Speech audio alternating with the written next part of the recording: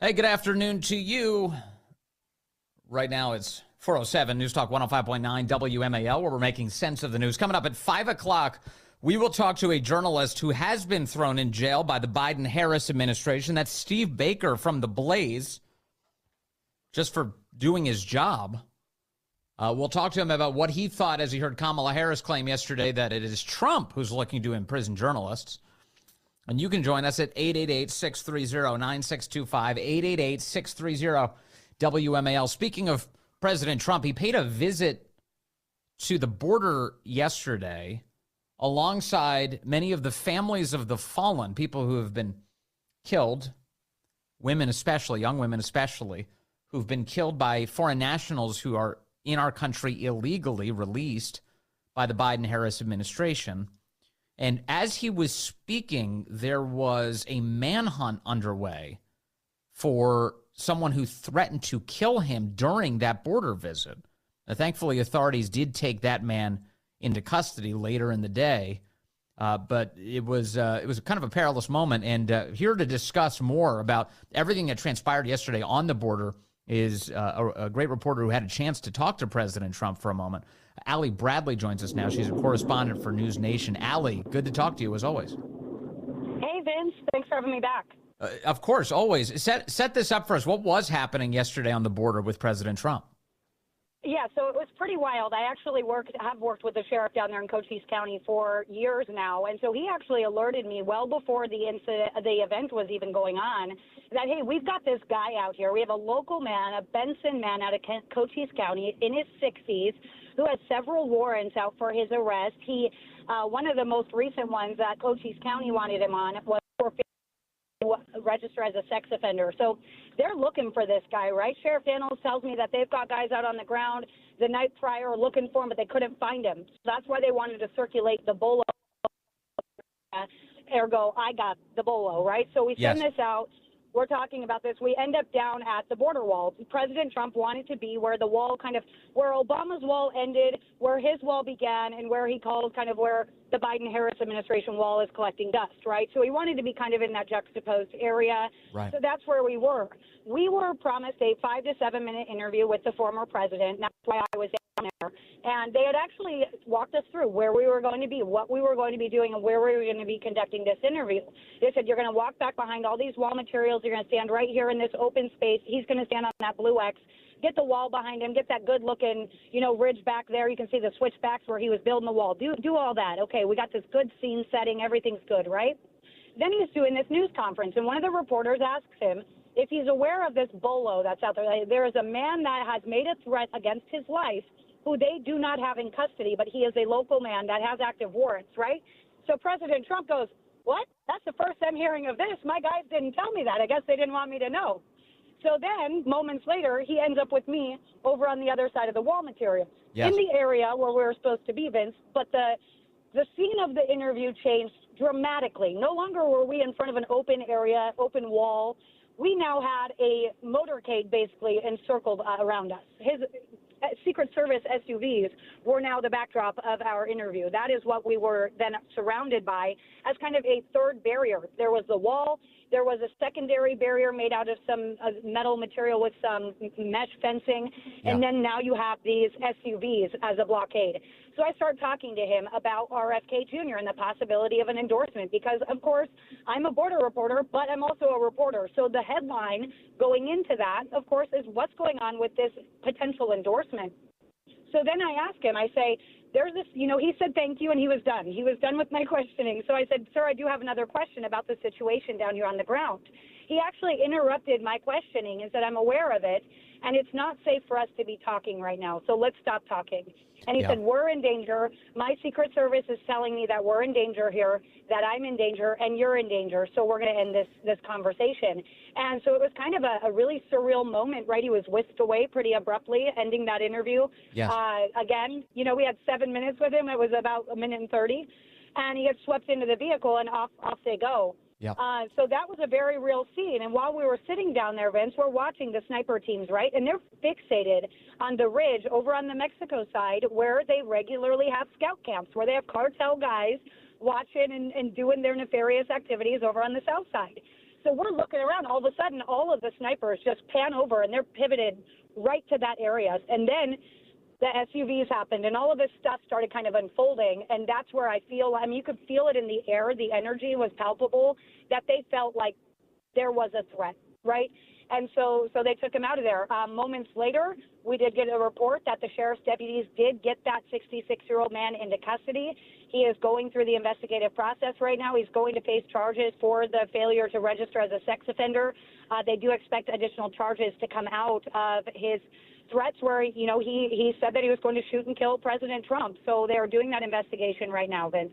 Let me play the audio you're referencing. You shared this on social media. We're talking to Allie Bradley of News Nation. Here is her final question to President Trump before he said that it's a matter of safety for both of them, both him and for Allie Bradley, that they end the interview. Take a listen. In this area, obviously, an assassin tried to kill you. Yeah, the sheriff. Can I tell you something? Sure. We're in danger standing here talking, so let's not talk any longer. No, I know about it, but they don't want me standing here. They don't want you standing here either. Have a good time. Thank you very much. And then he walks away. So, Allie Bradley, obviously, you've been covering the border for some time, and that's a tough scene to cover. There is a lot of chaos and danger that comes with that role. What was it like to hear from a guy who's receiving Secret Service protection, the former and perhaps future president of the United States, indicating to you that what he's hearing is that the threat could be imminent enough that you're both at risk?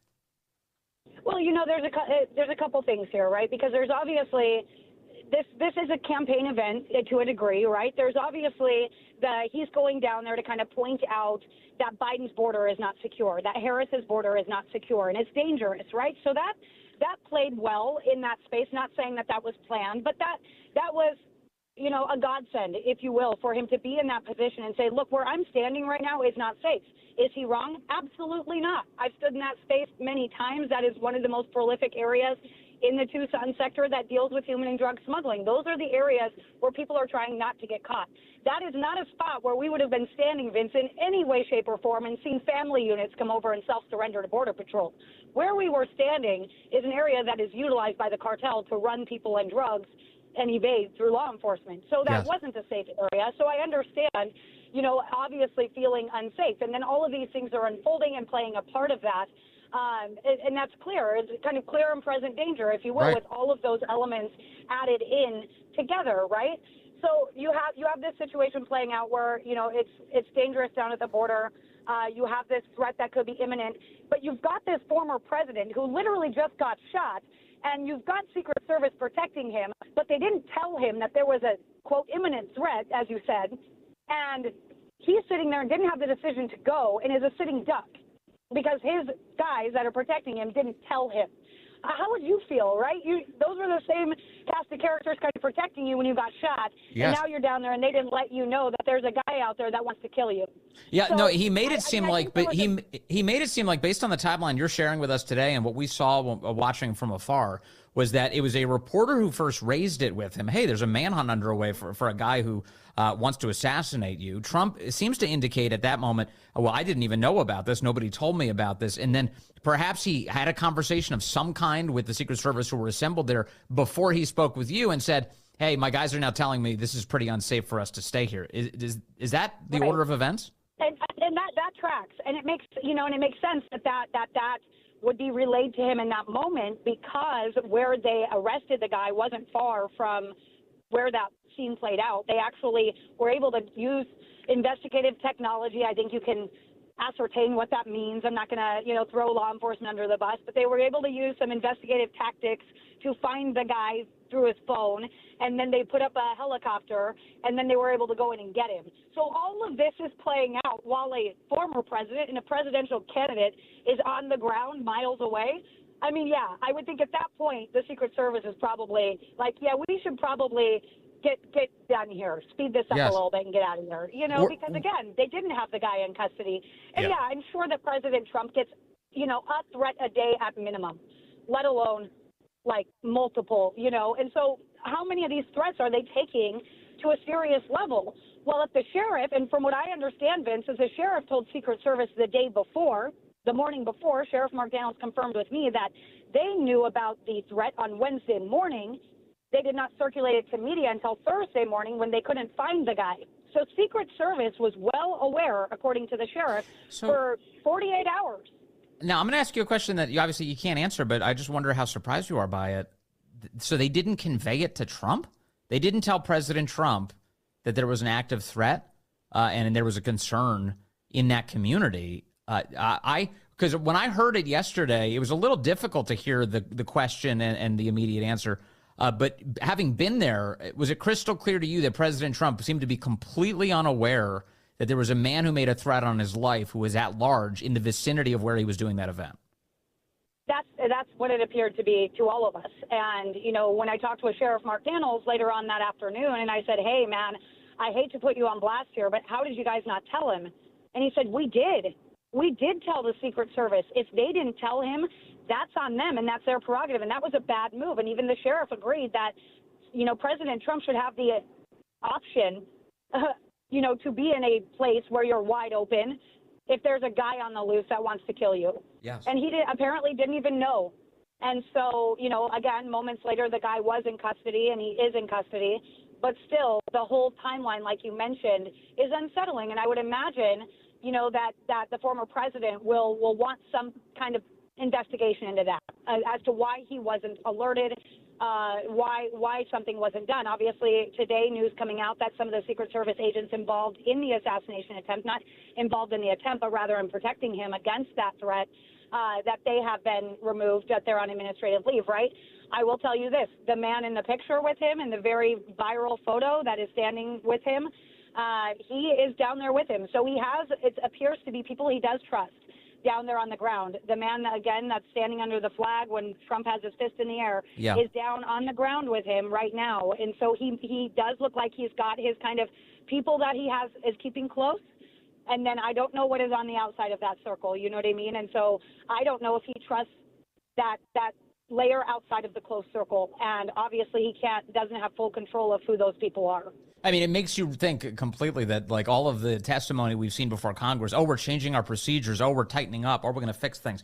Oh, really? Because the protectee had no idea what was happening yesterday until a reporter prompted him. It sounds like they're not meaningfully making the kinds of changes that would be necessary to protect him, which is unfortunate to say. It's kind of jarring. Allie Bradley with News Nation. Thank you for being there, for always asking these questions and for digging in. Oh, and lastly, you mentioned that fence. I wanted to ask you about this, that the cartels use that area of the border a lot. That's because that's where the fence ends, right? Yeah. So where we were, and that was kind of the purpose of that as well, is Trump's wall was ceased. Like, they literally carved out a switchback in the mountain, a roadway, to build this wall. I mean, it was funded. It was going full steam ahead, right? They ended it there. So that is a portion of the wall that runs into the Coronado National Forest that is wide open. It is open for miles. And they put the shipping containers there for a little while. Governor Doug Ducey did that. Hobbs removed them on day one. So that is that area right there. It is an area that is unsafe.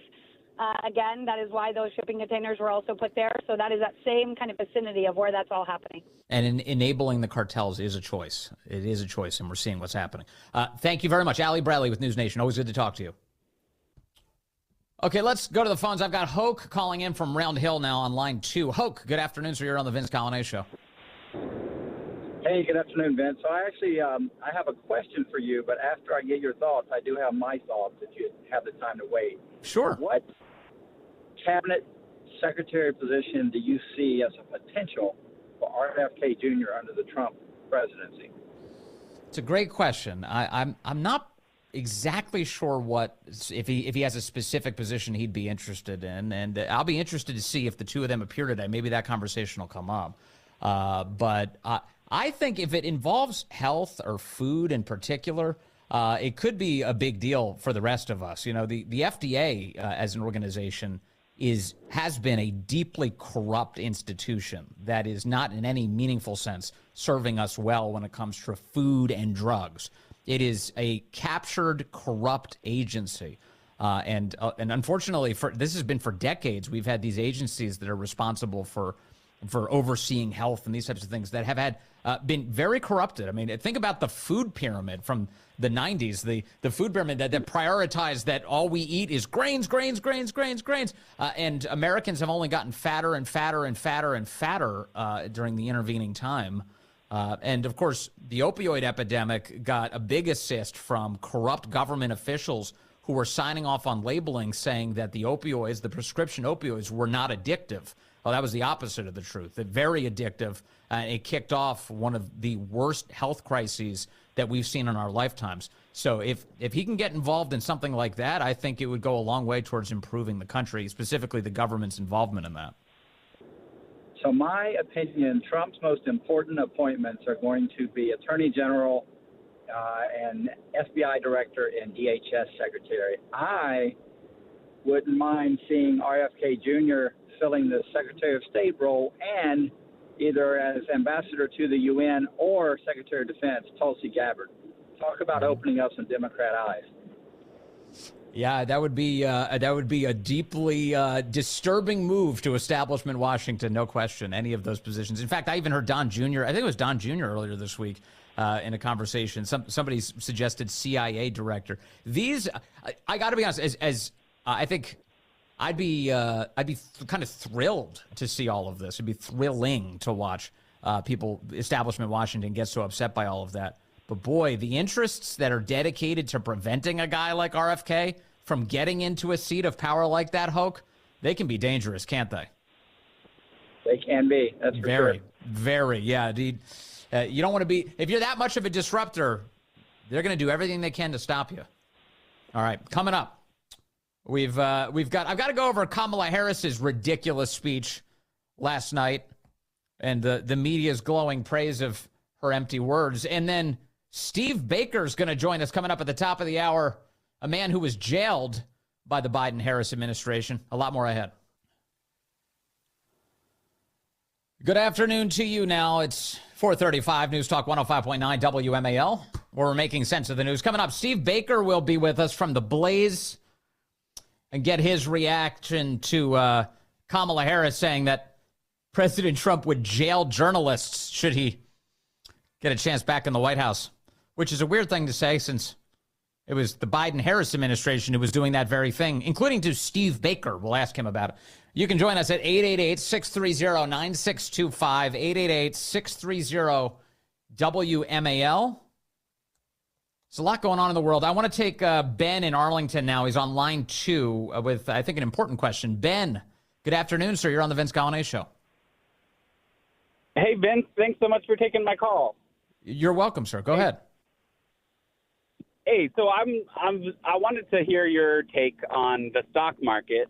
Like a few weeks ago, people were talking a lot about the Kamala crash when the stock market was going down a couple of points in a certain day. Now it's way back up. And so I want to know if you want to pin this stock market to Trump, is this Trump's market or Kamala's market as we head towards November?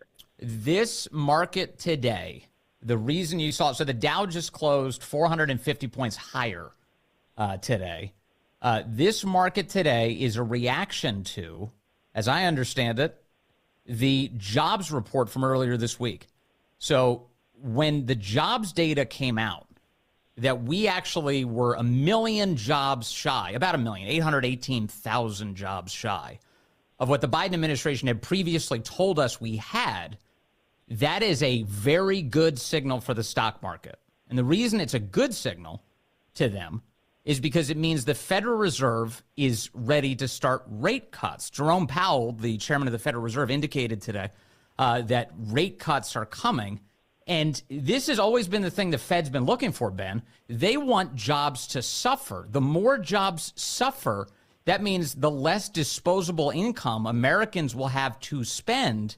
And so you and I, working Americans, have to bear the brunt of all of this inflation. So the government prints tons of money, and the only way out of it is for the rest of us to suffer enough that they can bring those rates down, and the markets respond very favorably to that. I think that's really the big news from today. And in fact, it starts to make me think, Ben, that one of the reasons they actually put out this data, the Biden administration, actually, we were wrong. There was 1 million fewer jobs, is because they knew this was the type of thing they could induce, which is a market rally. So with the Fed saying, we'll cut the rates, and the markets responding very favorably, in some sense, the Biden administration may be, really exercising a plan right now to try and get the market to surge ahead of the election. So this is a Biden market. The highest stock, the continued record-breaking market is Biden. We can thank him for our retirement accounts being higher than they've ever been. Is that what you're saying? They've printed endless sums of money, and now with more and more people suffering, that's the indicator that the Fed was looking for to cut these rates. So, yeah, these are the hijinks afoot. So this is why it's a bad idea to use the stock market as a measure of the economic well-being of the average American. It's a very bad way. We need to tell Donald Trump that. We need to tell Trump that, right? Because he's the guy who's always pointing to the stock market as the measure of America. So we need to not point to the stock market as the measure. Well, Ben, you sound like a smart enough guy to know that both of these things can be true. You need your retirement account to do well, but if things are so expensive that you're poorer than you were 4 years ago, that's a bad direction economically, isn't it? Yeah, and Vince, you're a smart enough guy to know that it's not fair to only point to the stock market when things are bad to say it's not you, and then point to it when it's good to say it is you. That's just hypocritical. I'm not being hypocritical, so I'm not sure who you're accusing of that. Trump is. Trump says it's good when it's because of him, and it's a Kamala crash when it's down. Well, the markets did do well under Trump. Can't have it both ways. Well, again, there's different explanations for why the market might do well at any given time. One of them, right now, it's because of the Federal Reserve's behavior responding to the job market, and that's not a good situation to be in. Thanks, Ben. I know you're not a big fan of Trump, but I'm telling you the truth. This is what's really happening right now, and it's just. I do think I really do. Looking back at this news from earlier this week, when because the Biden administration controls the release of this information, and can I know this for certain? No, but I do know that the Biden administration's hijinks are in every agency, right? Including the Secret Service. They barely want to give Trump Secret Service protection. They refuse to give it to RFK. It's all these political judgments that are being made. They're attacking their political opponents using the FBI and the Department of Justice. Why wouldn't they be doing this with the data? So it's kind of an interesting thing. Month after month after month, we get these glowing reports about how well the economy is doing. And then we get these burped out revisions where actually the economy is doing crappier each month than they indicated the month before. Is that political? Sure, looks like it to me. Sure, that looks like a scam. So they give headline numbers. They're like, actually, it's great. And then the revisions the following month are buried in the footnotes. Oh, actually, no, it wasn't as great as we said. And so they've been doing that throughout the administration. And over the course of the past year, to the tune of nearly 1 million jobs, 818,000. Well, it turns out those jobs didn't exist. Those were a scam. So the benefit they get, that Biden gets this week from releasing that data, is giving the Fed the indicator of suffering that they were looking for, that Americans are actually doing worse. And that's good news for the Federal Reserve. That's good news for the Biden administration, because then they can start cutting those rates, and that can lead to a market surge, which is what we're watching today. We watch some big numbers. All of the major indexes up today, a couple of percentage points. The Dow up a little over a point, S&P up over a point, NASDAQ up over a point. Will it continue? We'll see. But look, I get it. If you've got a retirement portfolio, you want it to be good. You want it to be as strong as possible, and you'd like for it to hold. You really don't want to crash here. And the economy, anybody who's honest about it knows it's in a very tenuous position. And that includes the extent to which they've lied to us in the past about us being in a recession. We've had consecutive quarters where the economy has shrunk, and the establishment economists who talk about it, they're like, oh, we're not in a recession. Despite the fact that everyone who has ever assessed recession said, well, if you get these 2 quarters in a row where you have a shrinking economy, that's a recession. Oh, no, well, we've changed the definition. It's a more precise definition that involves which party is in power. So, I just want the economy to be doing well for everybody, and I don't want people to have to be paying these record gas prices. I don't want people to be paying well over 20% more for groceries, a lot more in some cases for things like eggs and meat. I'd like for them to be making ends meet. I'd like for them to not have to have over $1 trillion in credit card debt. I'd like for them not to be defaulting on that credit card debt. I'd like for Americans not to have to be working multiple part-time jobs right now just to make ends meet. That's a bad situation. That wasn't the situation we were in with Trump. In fact, the people at the bottom of the economy, in terms of just the statistics, the poorest among us, their wages rose at record levels under Trump. That was a good thing. Very good thing. Tax cuts for every bracket under Trump. Meaning you got to keep more of your own money. That was a very good thing. And you can see why you have so many Americans who are doing the simple math of looking at, okay, what was my life like under Trump versus what is my life like under Biden? And they're making the assessment, I'd like to go back to the Trump days. And that includes a lot of people who, by the way, voted for Biden in 2020 or voted for Hillary in 2016, who've allowed their experiences to open their eyes to which way they should head. So Kamala Harris takes the stage last night, and does she discuss any of this? Does she discuss policy? No, not really. It was just a litany of lies, misdirection, projection, and she very quickly got to attacking Trump. So remember, Trump, when he was giving his speech, he mentions the name Biden twice. I'm pretty sure it was in the side of one sentence. But the vision that he offered was hopeful and positive and productive. The vision Kamala offered last night, not so much. It was an aggressive, dishonest attack on her political opponent. This election is not only the most important of our lives, it is one of the most important in the life of our nation. In many ways, Donald Trump is an unserious man. The consequences of putting Donald Trump back in the White House are extremely serious. Yeah, the voters would have far too much say in this system should Trump return to the White House. And we can't allow that to happen. The voters have a say? Even on this issue of Roe v. Wade being overturned and all of these abortion laws all across the country being turned back to the states, that is fundamentally, at its core, regardless of how you feel about the issue, at its core, it is placing that power into the hands of the electorate. They get to make a decision about what their state's laws look like. No, I'd like for those states to decide on the side of life, of families. That's where I want them to be. But there's no question it is more democratic than allowing 9 justices to simply from on high invent what the law is. In fact, that Roe v. Wade was such a ridiculous decision that even Ruth Bader Ginsburg thought it was a poorly decided case. Ruth Bader Ginsburg, Saint Ruth Bader Ginsburg, the notorious RBG, as the left calls her. What was it? While I'm on that issue, I Trump today, what did he say? He said something about we'll always protect. What did he say? Reproductive rights? He used the phrase reproductive rights. That is a lefty phrase, and it's a euphemism for destructive rights. It's not actually about reproduction. It's about destruction of human beings.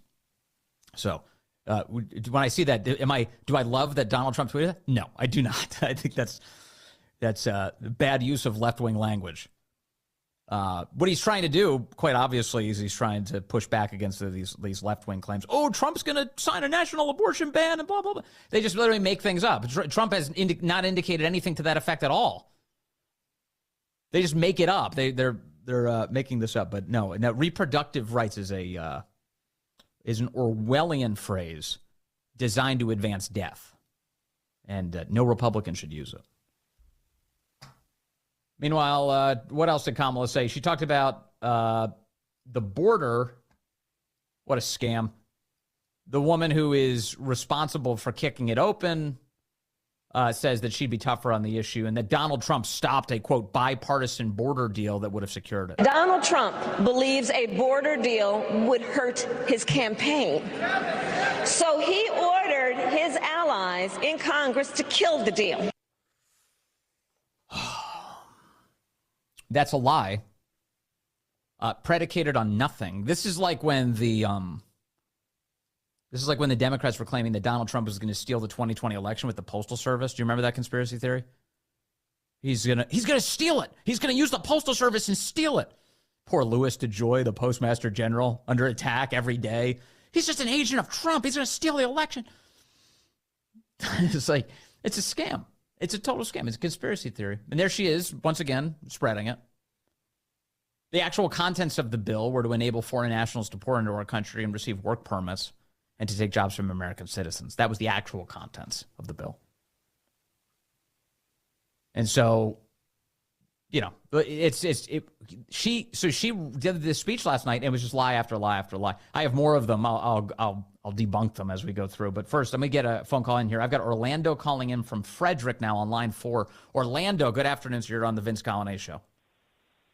Hey, good afternoon. I just wanted to respond to the gentleman that you spoke to a little bit earlier regarding he was trying to compare the Trump market boom that we had to the same as this current rise in the market that we have. They're saying you shouldn't look at it the same, or you should look at it the same. We're being a bit confused on the difference. The Trump boom was based on the market growth of the country. I mean, we're producing more, we're making more money. This current one is what you can look at as a market manipulation, which, you know, the SEC isn't always so, you know, happy about. And I'm surprised they're not looking into it because these numbers of 800,000 is just way off an estimate. So that's the difference. It's you know, if you're making money, it's one thing under Trump. But if somebody, you know, takes $10 from you and then gives it back to you and makes you think that you're making $10, you know, that's the difference there. So yeah, and also you have to assess this back to where we're just bringing it back to where it's supposed to be. You know, not that it grew any. It's just where we're supposed to be. Well, you have to also measure. Look from you and then give it a little back to you. You know, Orlando. The point you're making is good. And you know, when you look at the stock market, you look at it in terms of a dollar figure, don't you? It's a specific dollar figure. What that means is you have to assess it in real terms. How much have things improved? And when you do that, you have to assess inflation, which means the number really doesn't indicate that there's some dramatic improvement. Once you remove inflation, you're looking at what you're talking about, kind of just like hovering along on life support. That really matters if you're going to make an assessment like this. The point I'm making is that they manipulated the market to hold it down, to drop it, and to drop it. So then they can give it back to you later and make it look like we're having a growth, which we're not. Yeah, we're not having a growth right now. It looks that way because they took the money from you at the beginning, and now they're trying to give it back to you and make you think that you're having a boom, which you're not. Well, they're printing so much money. They're printing so much money, right. And a lot of these, especially for big dollar companies, are also government contractors. They're on the take, so that plays a role in this too. Orlando, thank you. I appreciate that call. I just wanted to explain it to the other guy who, you know, thinks that the booms are the same, which they're not. To be honest, I get the sense that he wasn't in good faith sorting through this, trying to figure out what's happening here. He's against Trump, so okay, fine, but he wants to. He thought this was a good own on the guy, but it turns out if you look at it with clear eyes, you realize we don't have a healthy economy right now, and we desperately need it. That shouldn't be a political point. Thank you, Orlando. If you did watch Kamala's address last night, it took a while for her to get going. She said thank you like 6,000 times before she even started. But thank you, thank you, thank you. Or as President Trump said today in Nevada. And she mentioned thank you about 50 times. Did you see the beginning?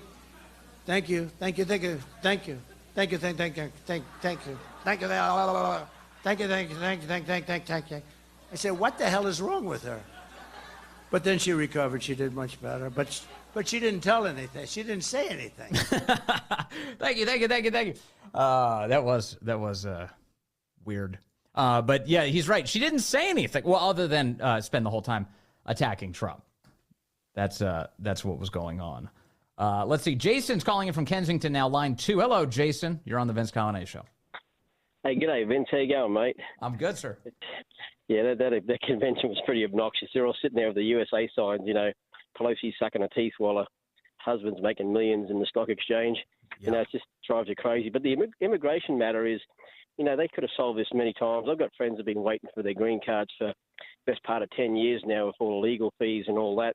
But they don't want them sort of people. They want the ones that are dependent on them. And, you know, these poor guys are paying.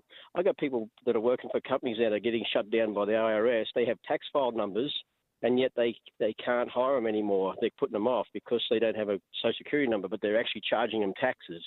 I mean, just give these guys green cards. You know, they're out here to work. Yeah, and the left is trying to import so many people and so much labor into the United States right now. That really is the mission. Keep the borders open, bring in all these low-paid workers, and then give them voter registration. Make them citizens, let them vote. You know, and they never sought your consent, Jason, as a legal immigrant to the United States and a proud one at that. They didn't bother with that. Coming up, Steve Baker will be with us. Kamala says Donald Trump wants to throw journalists in jail. Steve Baker is a journalist, and Kamala threw him in jail.